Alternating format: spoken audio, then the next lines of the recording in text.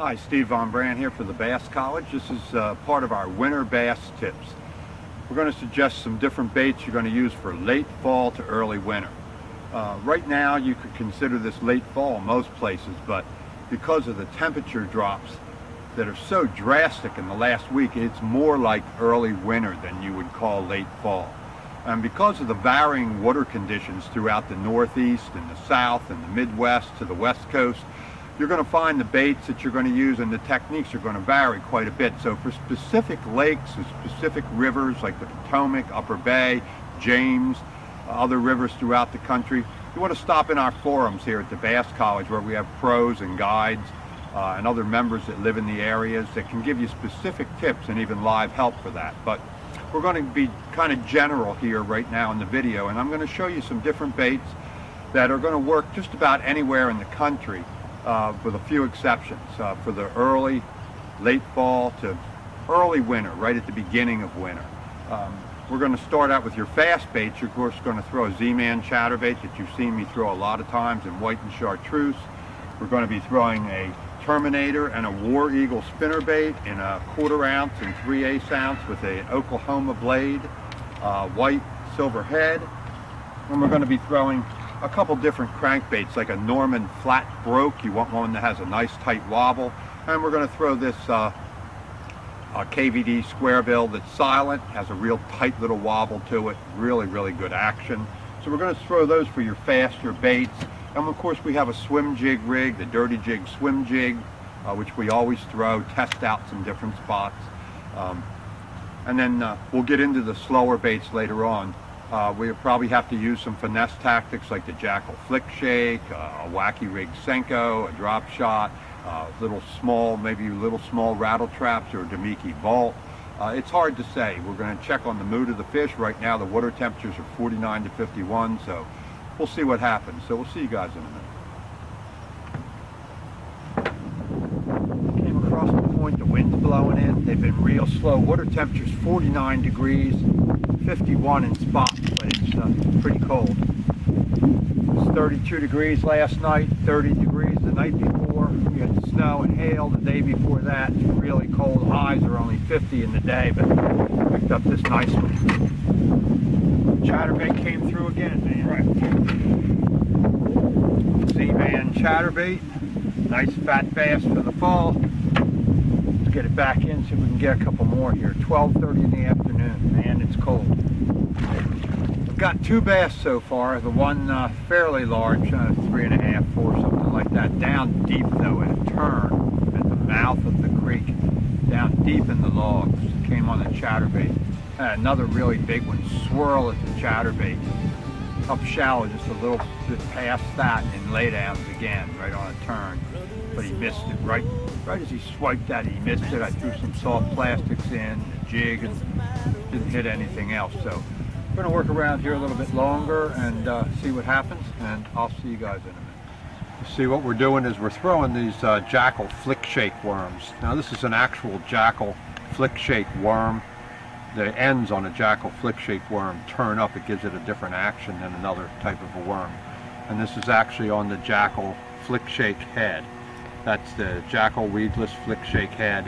That's an 1/8 ounce. Bass aren't hitting anything, so we decided to come in with soft plastics. I'm throwing these up into chunk rock, right along the bank where there's a steep drop off. Threw it in there. He's right up on the chunk rock, hard sand bottom, right near the drop off on a point.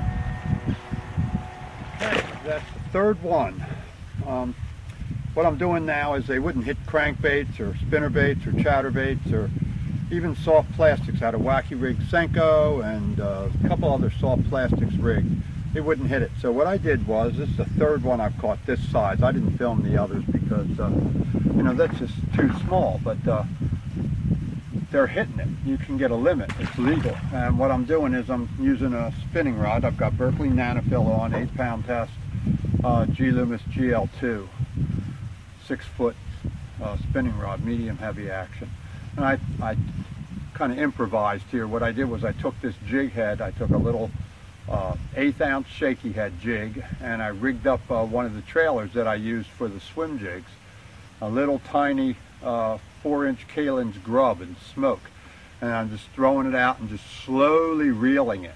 And they're slamming that where they wouldn't hit anything else at all. Water temperature is really low in here. It's much lower. I took some temperature readings up here in the upper end, and the water temperature, even though the sun has been beating on it for 2 days at 70 degrees in the daytime, the water temperature is only 46 degrees up there in the upper end. You got a lot of cold streams running through, and the water's clear here. It's kind of like a clear to stained, like a tannic water, so it's a lot colder.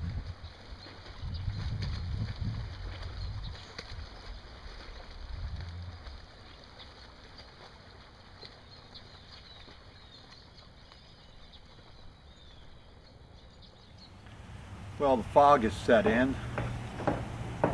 Got a cold front coming through, and this is the reason finesse tactics work, but this is the reason that I don't like to use finesse tactics a lot. You get a lot of smaller bass. Some of them are 12 inches though, and they're all legal, so you can get a limit. And you know, ask Ike about that. But this is the reason that I don't like to use a lot of finesse tactics. I'm using the same thing I was using yesterday. Kalin's grub, 4-inch grub and smoke, with a little 1/8 ounce jig head, and Berkley Nanofill on the 6-foot G Loomis GL2 spinning rod. I'm going to see what happens, see if we can catch some more of these, maybe a little bit bigger.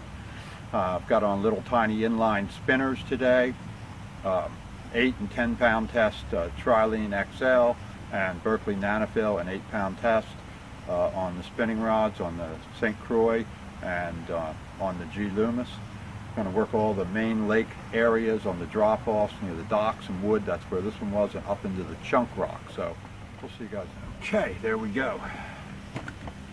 Once again, right off the chunk rock, got on Berkley Nanofill 8-pound test, little 1/8 ounce jig head with the Kalin smoke grub. Down in chunk rock, that's what they're in. Chunk rock, right off the turn on the main points of the lake. Not bad though. I mean, that's keeper, at least. 5 of them will save the day sometimes. Finesse tactics work, but they're not trophy fish tactics by any means. Not what I usually do, but to catch a limit, and in late winter, early winter, that's the only way to go. Small grubs, drop shot, little tiny MEPS inline spinners, trout spinner baits, little tiny finesse tactics. That's the way to go. Well, I've tried Jackal flick shakes. I've thrown Senko, wacky rigged, and just rigged regular Texas rig. Off all the points, chunk rock, laydowns, what's left of the pads, no hits. Threw in War Eagle, Oklahoma, Colorado in white, and the white and chartreuse Terminator, nothing. Threw in a chatterbait. Threw in a Smithwick Rogue, suspending Rogue, nothing. I threw in a small, another small jerkbait, a Rapala.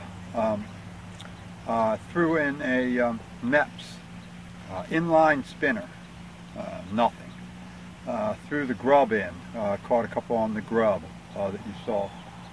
Now I'm switching up, took the crankbait off, and this is called a Norman Flat Broke.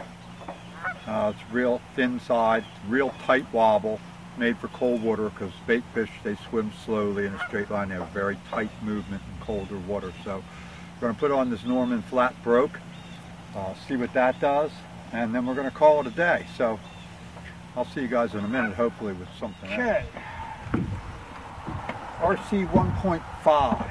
Switched up, took off the Norman Flat Broke, and I put on the RC 1.5 in, I think that's called a gray ghost, but it's like a shad color, the yellow stripe on it. Again, these are all small bass, but they're keepers. You've got a limit, that's all that matters. So anyway, RC 1.5, there you go. See you in a minute. There we go. RC 1.5 again. I'll tell you, that RC 1.5 has been a lifesaver every time, everywhere across the country, Potomac, Upper Bay, it doesn't matter.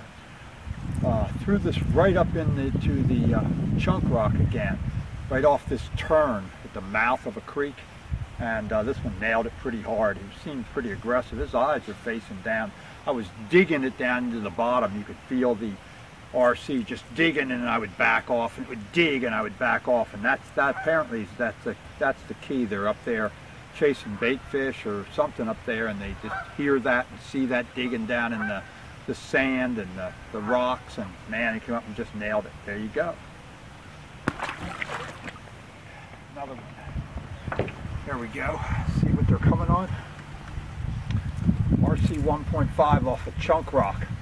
On any kind of a turn, wherever there's a turn and a little bay with chunk rock like that off the main lakes, that's where they're coming.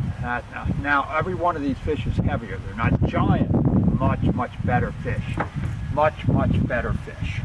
17-pound test McCoy, cranking it down in the rocks. Well, going to get on out of here.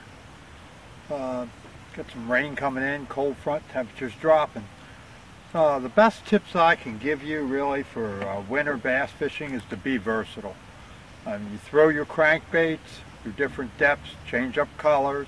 If the water's clear or stained, go to the fluorocarbon line or lighter line if you have to. Throw your chatterbaits, throw your jigs, throw your soft plastics, but if that doesn't work, be versatile. Try a little tiny jigging spoon.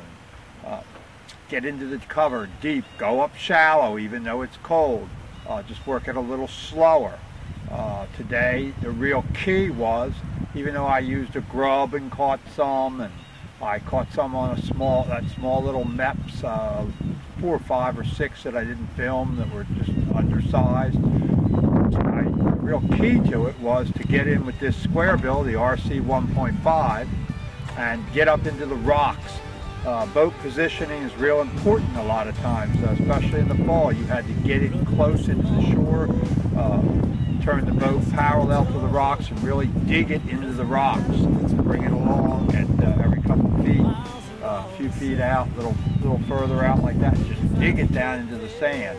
That's how they wanted it. They were hitting it when it was digging down into those sand and rocks. You didn't bounce it off the rocks or dig it down into the bottom, you wouldn't even have known there was a bass there. So be versatile, throw your faster baits, throw your jigs and that, and then if you have to, get up in there, try some different things. Throw your shaky head, your flick shake, your little jigging spoon, a small little tube, hair jig, inline spinners. Be versatile, and you'll catch bass. So this is Steve Von Brandt here for the Bass College down here in Lower Delaware. And until next time, I'll see you down on the water. I get to be a fisherman.